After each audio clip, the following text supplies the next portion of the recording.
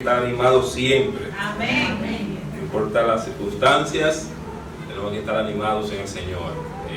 No servimos a un Dios que es de botalita, un Dios verdadero, un Dios que tiene poder. Amén.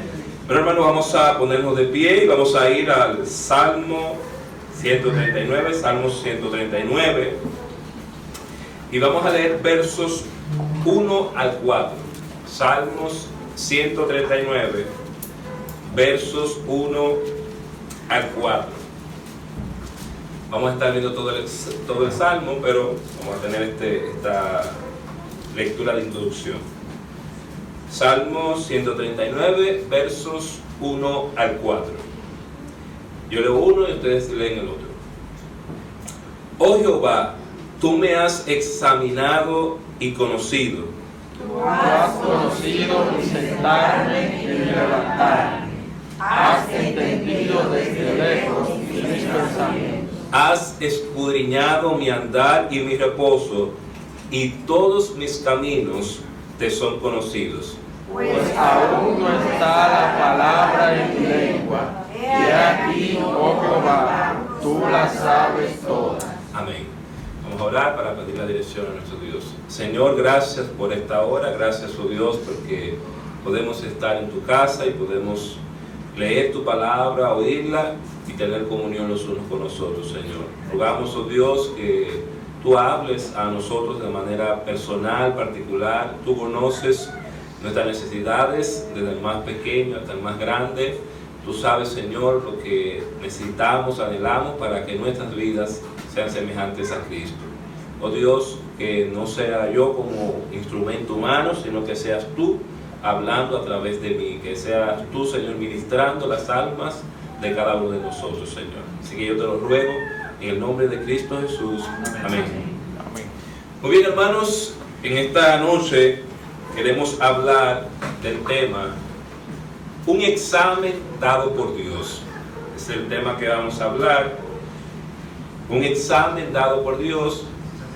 Y nosotros tenemos que entender que una de las prácticas más comunes, ya sea en la vida escolar, en la vida universitaria, en la vida del médico, ¿verdad?, del psicólogo, científico, es realizar exámenes.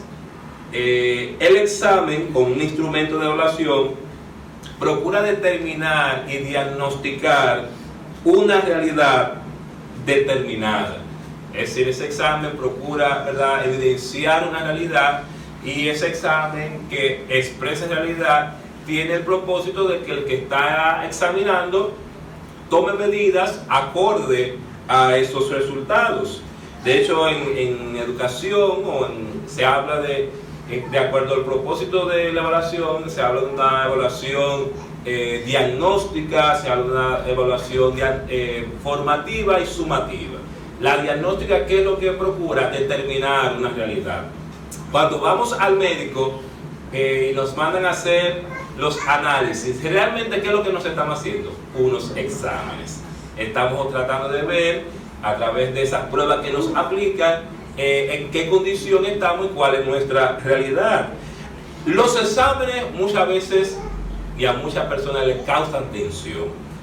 Cuando usted está en un grupo y le dice, vamos a dar un examen, la gente de una vez está poniendo la mano en la cabeza, porque a nosotros no nos gustan los exámenes. Nosotros de una vez nos entra como esa tensión, esa angustia, porque nos van a dar el examen. Eso es tan así, hermano, que en países, por ejemplo, como Japón y Corea del Sur, hay personas que literalmente caen en angustia y se suicidan porque no aprobaron un examen. En esos países hay personas, estudiantes, que para él ese examen era su vida. No pudo aprobar, se quitó su vida. Los exámenes siempre serán necesarios porque nos ayudan a identificar y a diagnosticar problemáticas y a proponer posteriormente medidas para que estas problemáticas puedan ser resueltas. Si sabemos qué sucede, ya determinamos cuál es el problema, vamos a proponer la solución a ese problema. De la misma manera que los seres humanos examinamos, ¿sabe qué? Dios también examina. Dios también da exámenes. Dios nos examina. Por eso el salmista comienza diciendo: oh Jehová, tú me has examinado y conocido. Y vamos a ver 4 cosas acerca de este examen dado por Dios. En primer lugar, este examen está basado en el conocimiento perfecto y absoluto de Dios.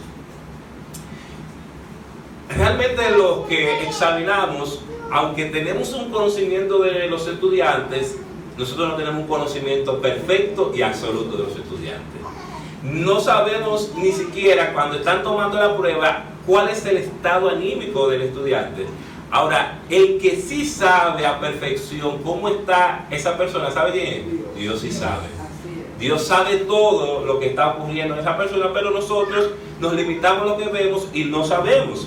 Pero el conocimiento, ese examen que nos da Dios, está basado en ese conocimiento perfecto que Él tiene de nosotros. Dios nos conoce a perfección. Fíjense que el salmista, versículo 2 dice: tú has conocido mi sentarme y mi levantarme, has entendido desde lejos mis pensamientos, has escudriñado mi andar y mi reposo, y todos mis caminos, ¿qué dice la Biblia? Te son conocidos.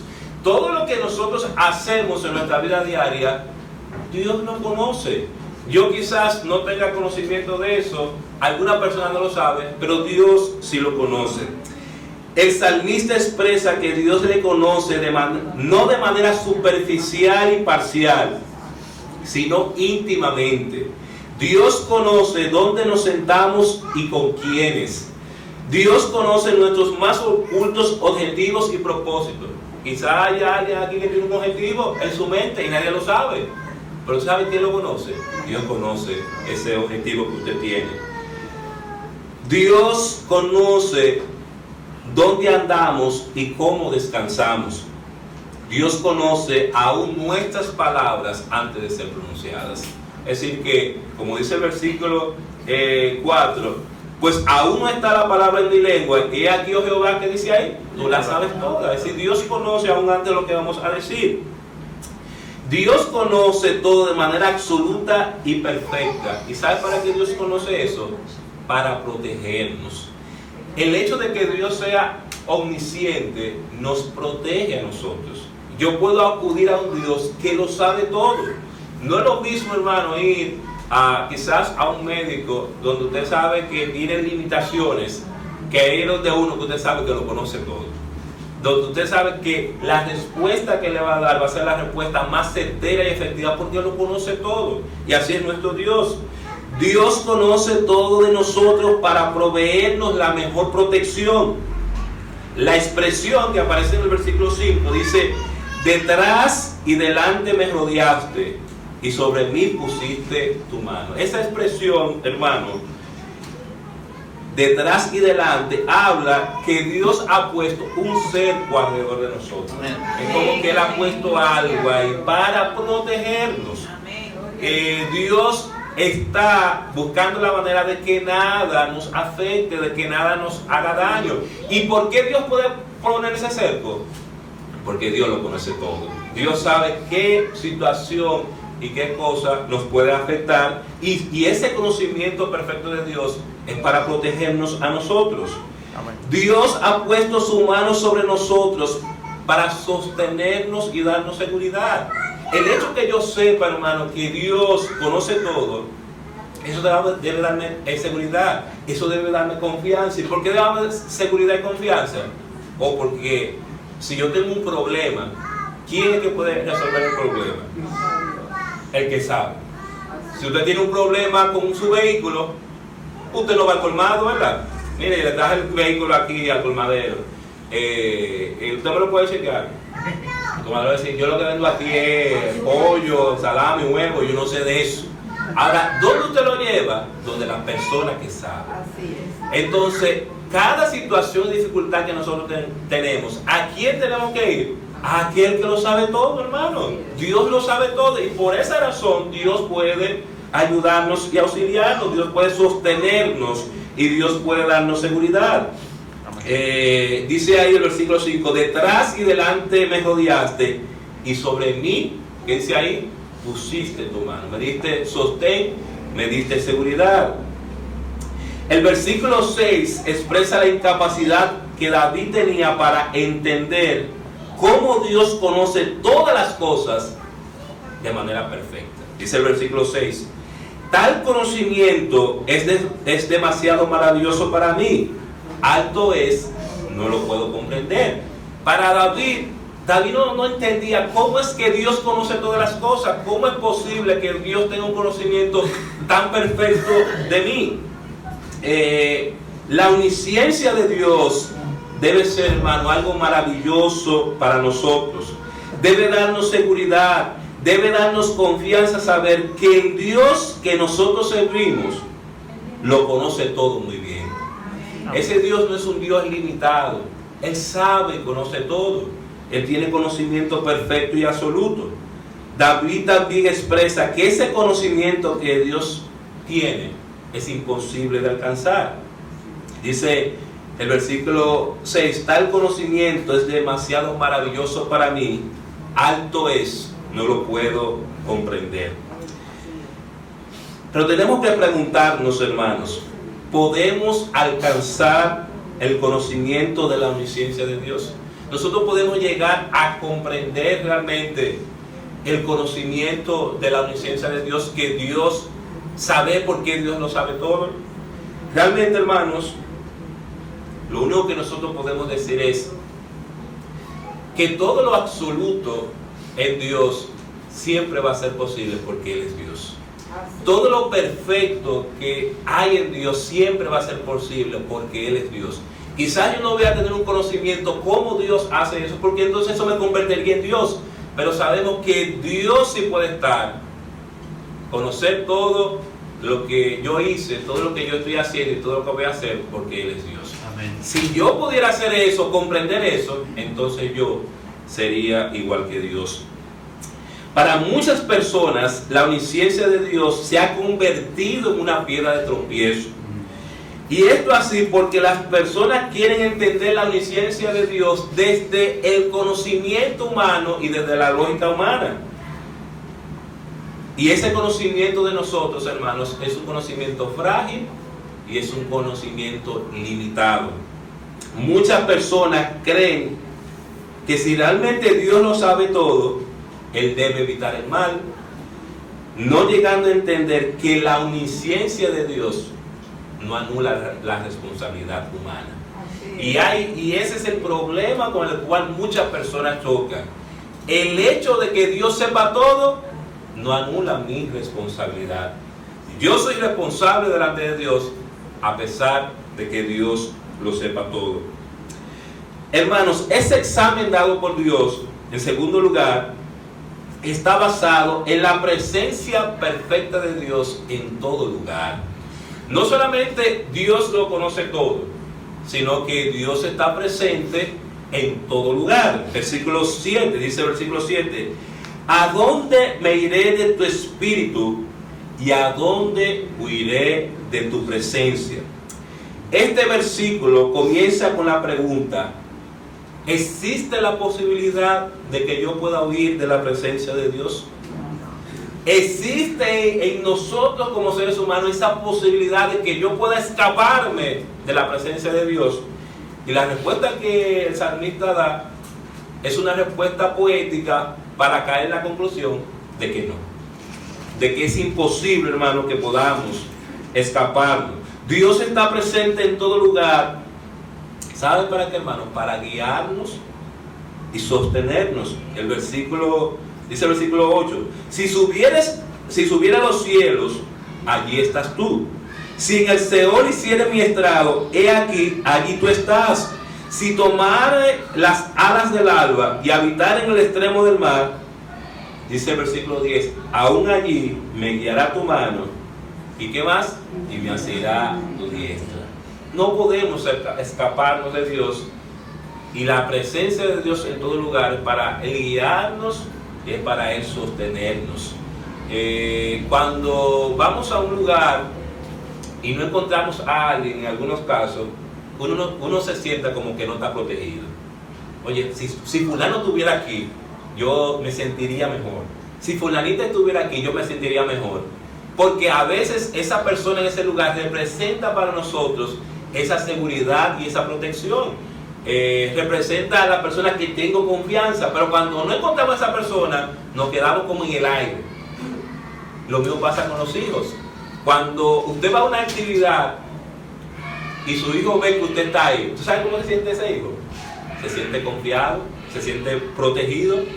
Él ve que los demás padres están ahí, pero a él no le importa que los demás padres estén ahí. Él lo que desea, anhela que su padre esté ahí. Y eso pasa con Dios, hermano. Dios está presente en todo lugar para guiarnos y sostenernos. La más densa oscuridad no puede ocultarnos de la presencia de Dios. Puede estar lo más oscuro. De hecho, hay momentos, hermano. En estos días nosotros andábamos para Oviedo y nos fuimos a la tarde, era de noche que nosotros andábamos por ahí. Miren, y eso era la boca del lobo realmente.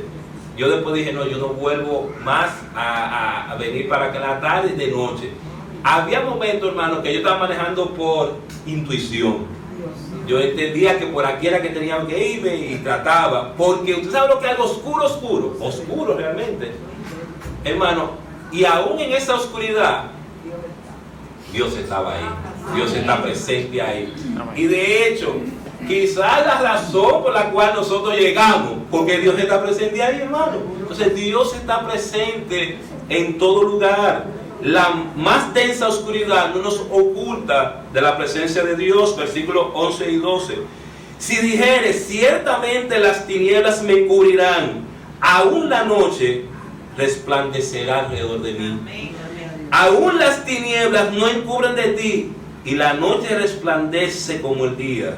Lo mismo te son las tinieblas y la luz. Dios no está limitado en que nosotros nos ocultemos. No, hermano, Dios va a estar presente allí. La presencia de Dios no consiste, como enseña el panteísmo, que Dios está presente en todo lugar por medio de su creación. No, hermanos, Dios es distinto de su creación. Y Él en su poder puede estar en cualquier lugar al mismo tiempo. De hecho, Dios está aquí y está en China, está en cualquier lugar. Dios es distinto de su creación. No debemos confundir a Dios con su creación. Si así lo hacemos, entonces convertimos a Dios en un Dios impersonal. Nosotros vivimos delante de la presencia de Dios precisamente porque Él es un Dios personal que está en todo lugar. No es un Dios impersonal, no es cualquier cosa, no. Dios es un Dios personal. ¿Y qué significa eso? Que yo puedo relacionarme con Él porque yo soy una persona y Dios también es una persona. Amén.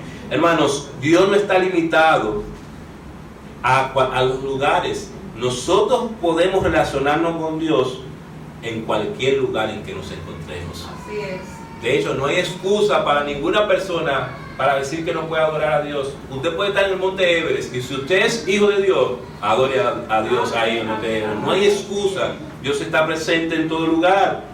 Una de las ideas que la gente tiene acerca de la existencia de Dios es preguntarse, ¿dónde estaba Dios cuando ocurrió un hecho cruel o lamentable? Mucha gente se hace la pregunta. Cuando asesinaron a esta niña, Yanisy Rodríguez, de 4 años, la gente se pregunta, ¿y dónde estaba Dios? Ahora mismo estamos viendo, hermano, cómo el fuego se está comiendo a Australia. Y la gente se pregunta, ¿y dónde está Dios? Vemos, hermano, cómo Puerto Rico ha sido devastado una vez más por los sismos. Y la pregunta que mucha gente se hace es, ¿dónde está Dios en esa situación? ¿Dónde está ese Dios que ha permitido que los grandes genocidios se hayan dado en la humanidad? Por ejemplo, el genocidio de Ruanda, donde, hermano, casi 1 millón de personas murieron. Y la gente se pregunta, ¿y Dios dónde estaba? Cuando escuchamos estas preguntas, sabemos que la gente lo hace desde la perspectiva de un Dios que para ellos es bueno, es todopoderoso y vamos a decir misericordioso.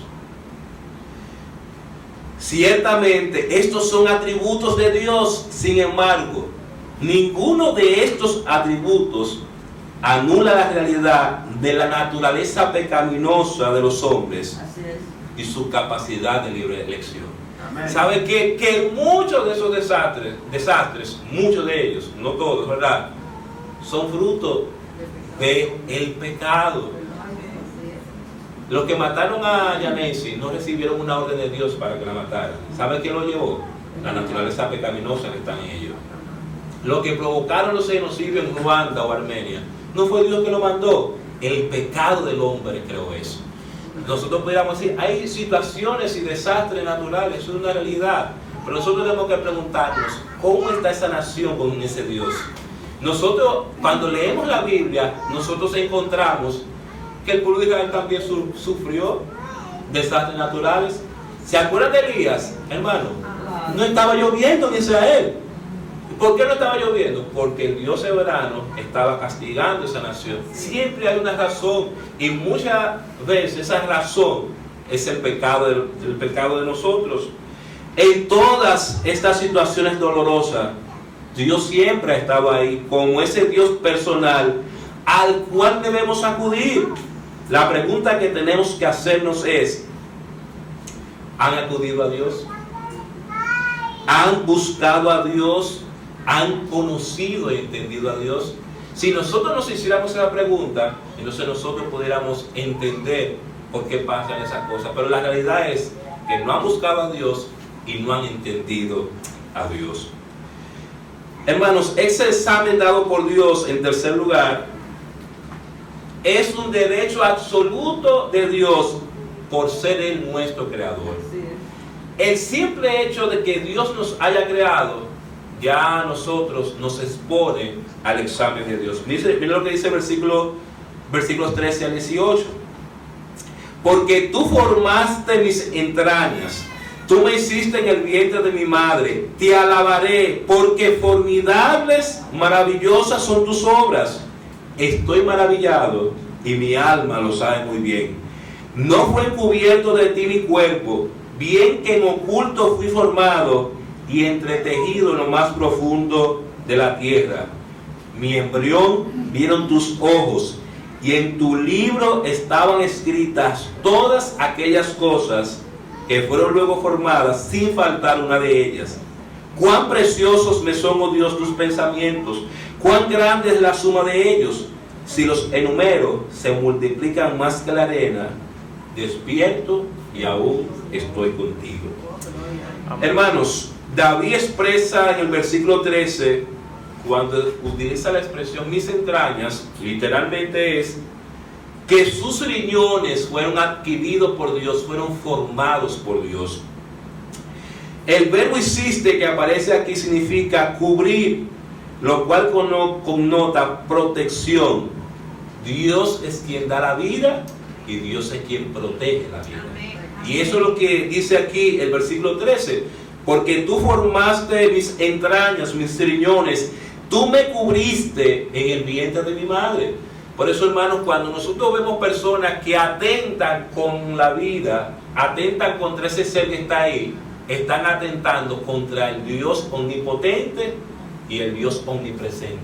Están atentando con el que da la vida y protege la vida. Es como decirle, Señor, ese plan que tú tienes, nosotros no queremos que tú lo cumplas. Así que nosotros vamos a interrumpir ese plan.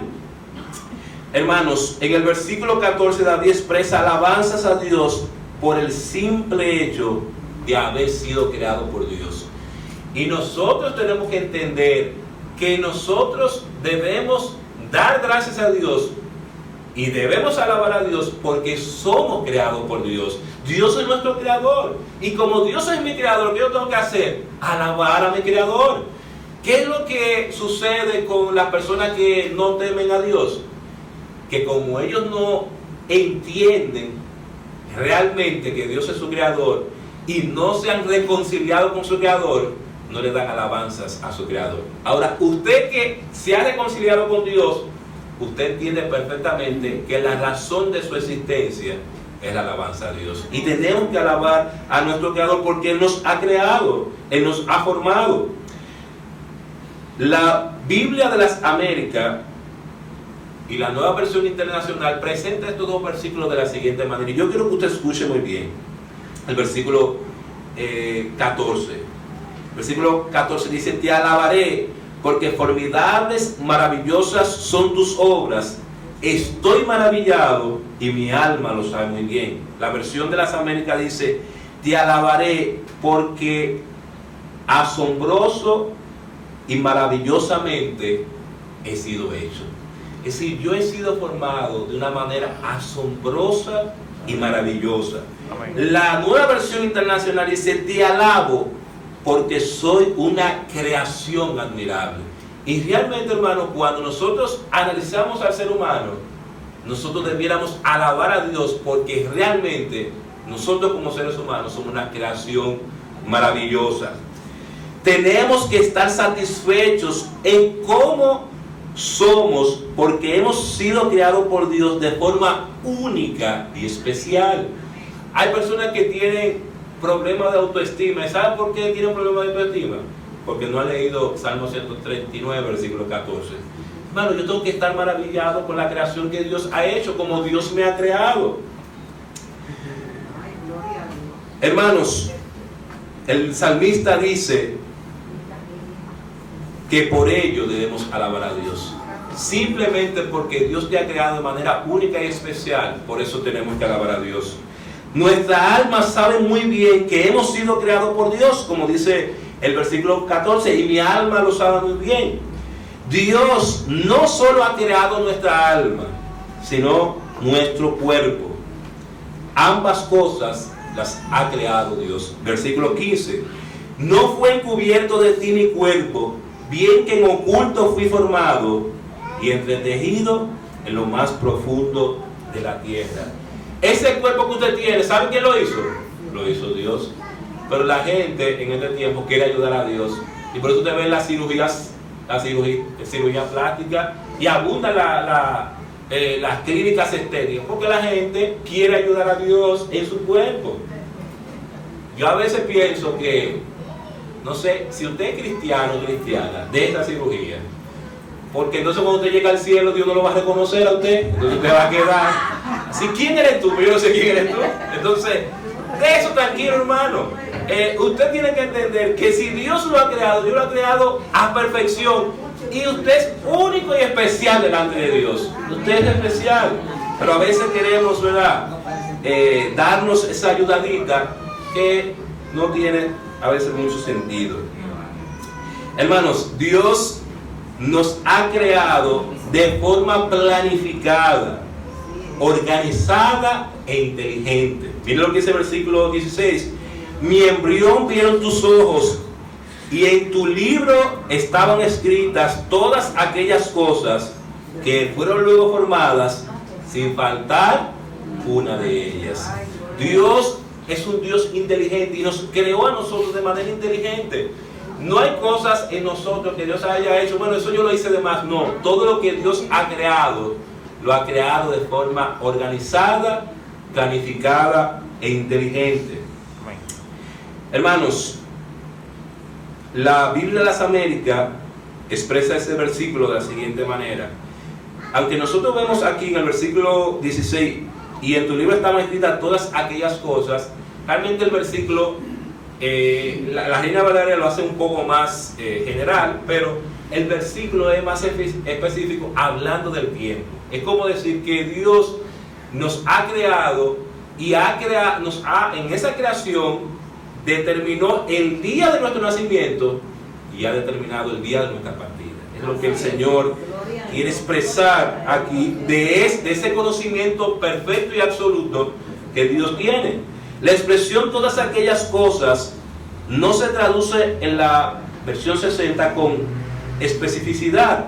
El texto en sí quiere expresar que todo lo que nosotros somos, incluyendo el día de nuestro nacimiento, así como el de partida, todo fue escrito primero ¿En qué? En el libro de Dios. Todo fue escrito, hermano, en el libro de Dios. La versión lo dice de esta manera: tus ojos vieron mi embrión, y en tu libro se escribieron todos los días que me fueron dados cuando no existía ni uno de ellos. Es decir, que aunque no existía ya esa vida estaba hecha.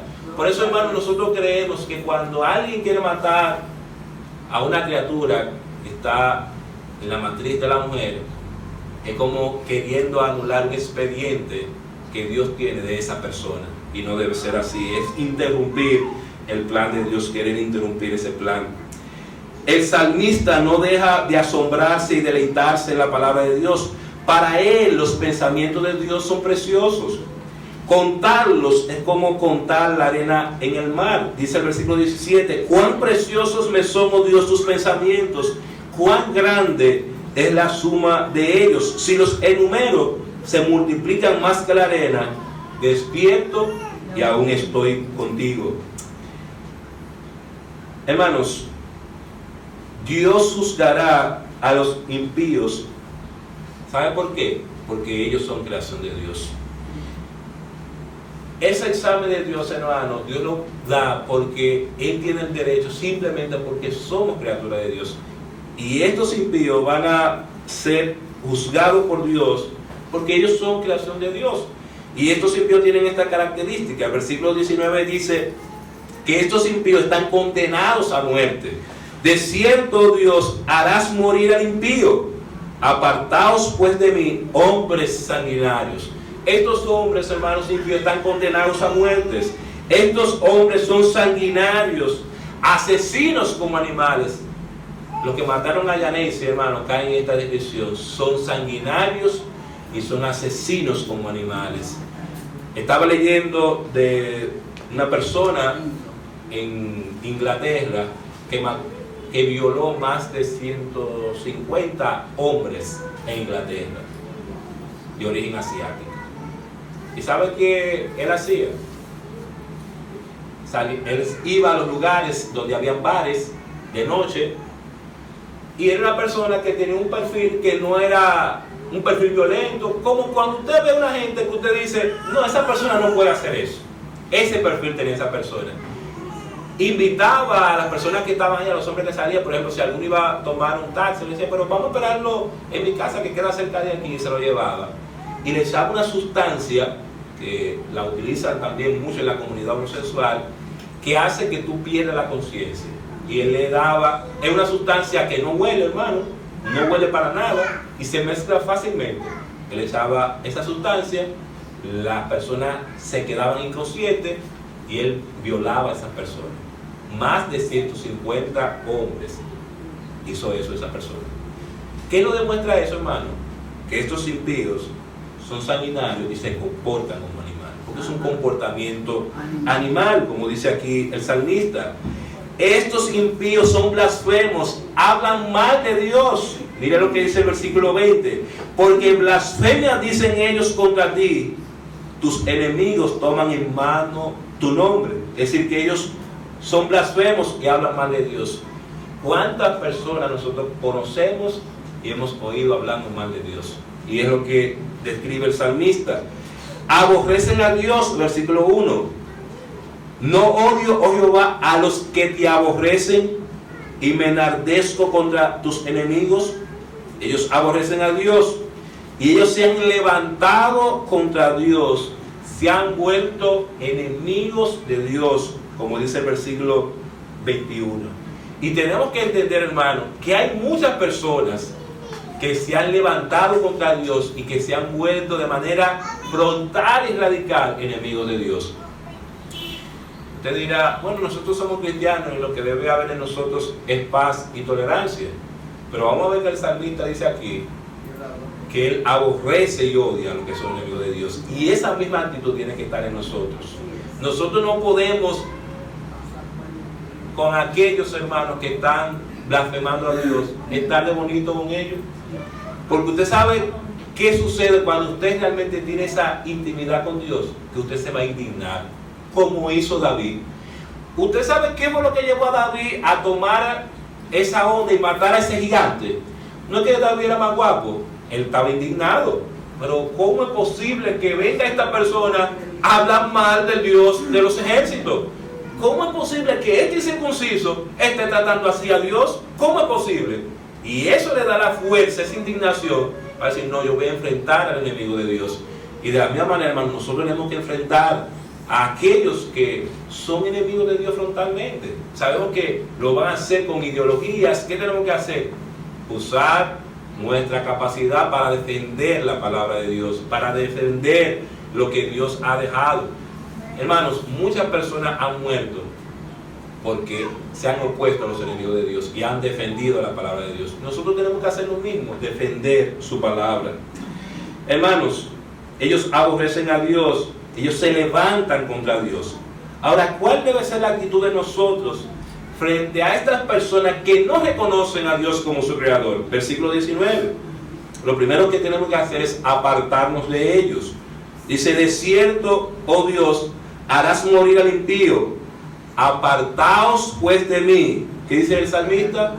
Hombres sanguinarios. ¿Qué tenemos que hacer? Apartarnos de esas personas. Tenemos que no estar con esas personas. Debemos odiarlos, como dice el versículo 21 y 22. No odio, oh Jehová, a los que te aborrecen, y me enardezco contra tus enemigos. Versículo 22. Los aborrezco por completo, los tengo por enemigos. Hermanos, nosotros debemos conmovernos, enardecernos cuando vemos a estos enemigos, como dice el versículo 21, y me enardezco contra tus enemigos. Debemos verlos, hermanos, como enemigos de Dios. Estas personas que blasfeman a Dios, estas personas que están contra Dios, tenemos que verlas como enemigos de Dios. Dice el versículo 22, los aborrezco por completo, los tengo por enemigos.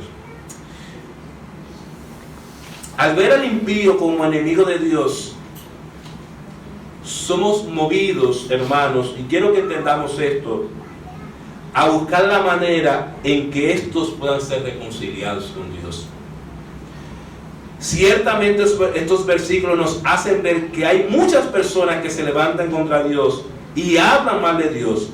Sin embargo, debemos tener compasión de ellos para que pasen de ser enemigos de Dios a ser amigos de Dios.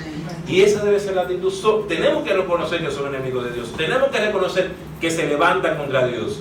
Pero ¿qué debe estar en nosotros? Esa compasión para que se conviertan de enemigos a amigos de Dios.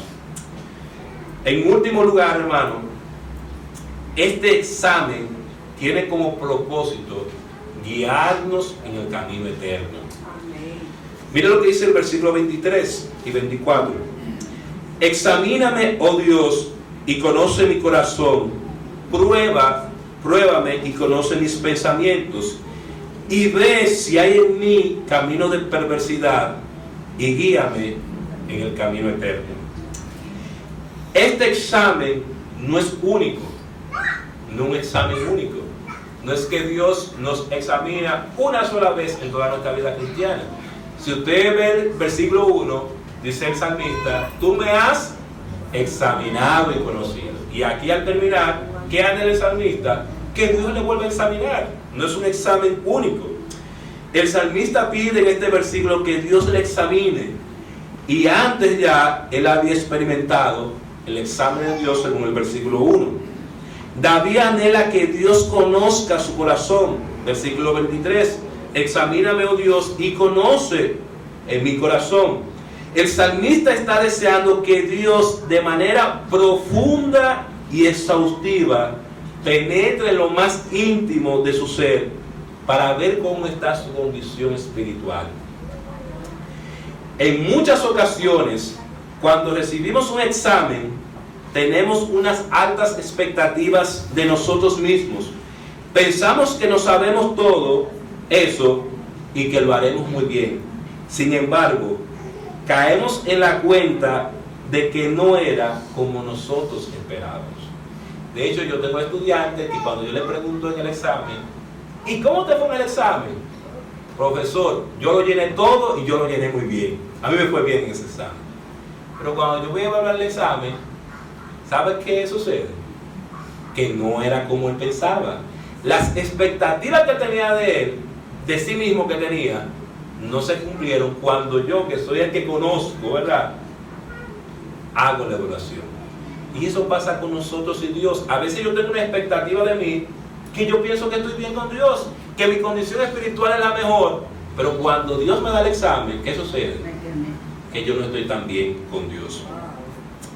Muchas veces, hermanos, creemos que estamos bien con Dios en nuestros pensamientos y actitudes, pero cuando Dios nos examina y nos prueba, el resultado es camino de perversidad.